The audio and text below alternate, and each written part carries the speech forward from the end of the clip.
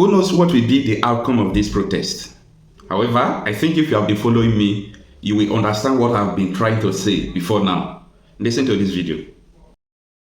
So the protests have obviously gotten out of hand because I just see pictures and videos of Kanu State, how people don't go, they loot government house and they carry things. You understand? See different pictures. Now, my own fear, now we see don't they go on for Abuja, the place when police don't go block, nyanya, the people they don't break through. You understand? Now they are coming towards town, and this is a very big problem. Me self don't even dey fear. Do you understand? They bought me for Abuja, so make a quick analysis. You see all this multitude of crowd now. Immediately after they pass this place, the next place that we meet is AYA. If they reach AYA like this, if they follow like this, then they go the right wing of Asokoro, where there are a lot of elites. If they go like this, then they go the left wing of Asokoro, where there are a lot of elites. And if they turn like this, they'll meet ECOWAS, they'll meet filling station, they'll meet banks. A lot of banks are on that street. Then a lot of elites live there. Then if they enter ECOWAS, I pray they don't do anything there. They'll come go inside, go enter Guzapi. Do you understand? Now, if they decide not to do this, they go straight on top that bridge. They go to another wing of Asokoro, that Margaret Tasha area. Now, if they now turn left, they go front of force headquarters, then boom, they don't reach central area. They don't reach a central area where there are like secretariats and everywhere. They don't reach secretariat area, Ministry of Finance and everywhere. Do you understand? If they now decide to bend like this, they don't go Gariki axis, where there are a lot of businesses, and it's going to be a problem, H-Medics and the rest. Do you understand? And this is a problem. Now, this is another video of another squad again. This one's there for Jabi Airport Junction. That's another area again. Do you understand? All men, see another one. All men now they come central area. Please, President Ashtags Tinubu, my own advice, because me I'm also scared. I am scared. This thing only come from hand. My own advice to you is declare a state of emergency, put an immediate instant curfew, may everybody go their house. Immediately they reach their house, then you now talk to your service chiefs, more na deliberate. If na the fuel price when I won't reduce, more na just reduce the fuel price. Go maybe like 150. That one will calm them down. And to the youth, please, please, please. I know say they don't push you out to the wall. People are hungry, people are hungry, you know, work no day, food no day, even transportation, even if you get work, even transportation to take you to the work, so if that problem. And your salary is 30,000 because you never tell where they increase and go 70,000. Nobody as of now, nobody have collected 70,000 as salary. I know say problem day, but I beg, more na still dey careful because anything one na spoil now, na still taxpayers' money they will take down. Any building one na scatter now. Imagine say you scatter a building where they employ 2,000 people. 2,000 people no dey work again. More problems, more insecurity for all of us. Do you understand? So I would beg and beg you people that please let this protest be peaceful as possible.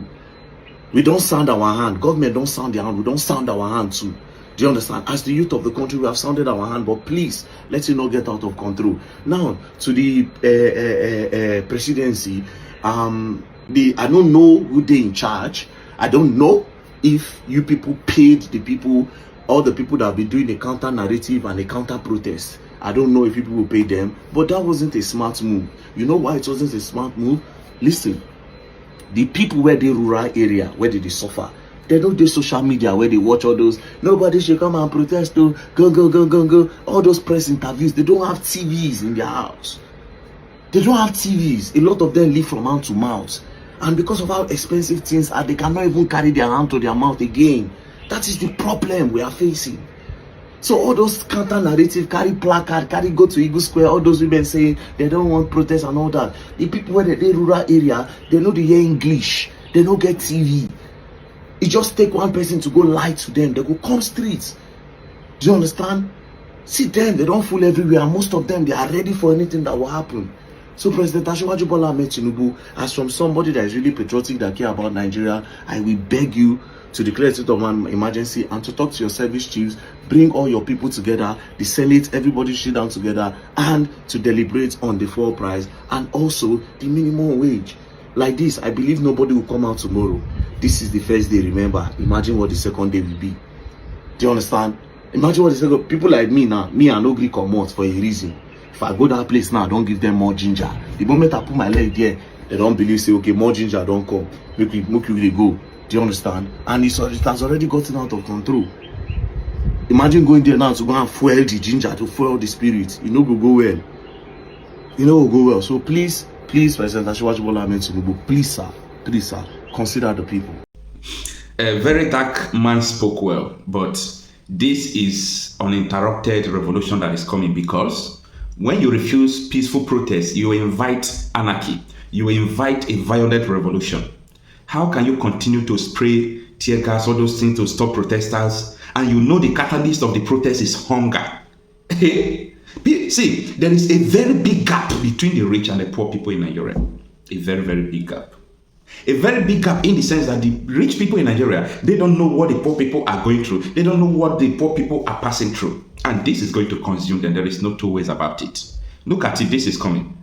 And after this protest, maybe they think maybe this protest is going to end gradually. The protest that will come will be unannounced, because people have already made up their minds that this government don't mean well for them. People are dying, and they are saying, instead of us to die, let us carry our anger, let us exercise our anger towards the government, organizations and the presidency itself. And the government are yet to understand the writing on the wall. Tinubu said he's monitoring the situation, he's monitoring the protest. I'm still laughing. Let's see what is going to happen, okay? Let's see what is going to happen. But all I know is that when this revolution will start, let the federal government knows that they are the one that invited this. People cannot be hungry and you are arresting, you are doing all sorts of things to stop them instead of you to be begging. Oh, something is coming. And it seems that no one is aware of it. There is fire on the mountain. There is fire on the mountain. The information I got this evening, people are angry. Let me stop here. But all I know is that a revolution is coming if the government did not meet the demand of the protest. This constitution can never give us progress. This constitution can never give us peace. This constitution can never give us unity. And unfortunately, most of us in this National Assembly, we don't have the spine to face what we need to give this republic to have peace and progress. What do I mean? This constitution has 68 items.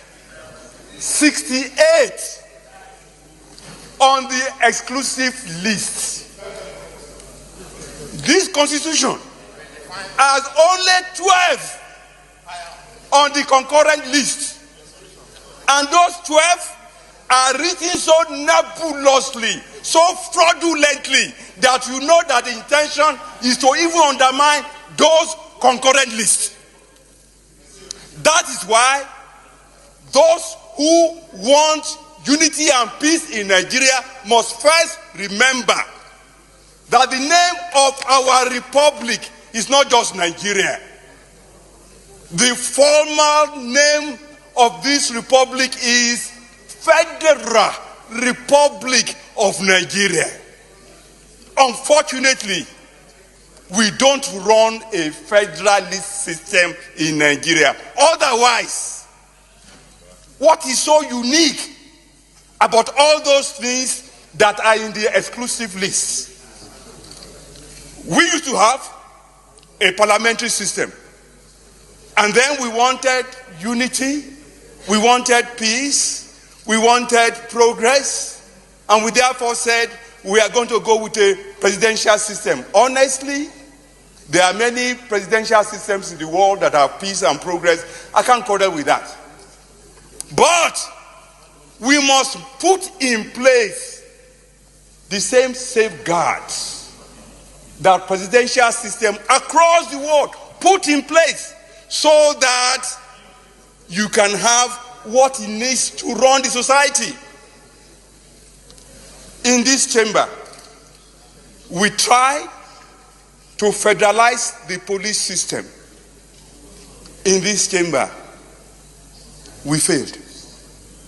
We failed because we didn't summon the courage, the wisdom, the tenacity of purpose, and the vision, and the understanding of what is making nations across the world to work. A man from Otukpo was the DPO in my local government when I was chairman. The man did not speak Igbo. in an Igbo local government. The man did not speak Yoruba in a Yoruba local government. Every crime is local. And the solution to every crime is local. The earlier that senators in Nigeria summon the courage to say, we should not continue to deceive ourselves. I dare to tell this nation today that this is the problem. This constitution can never give us progress.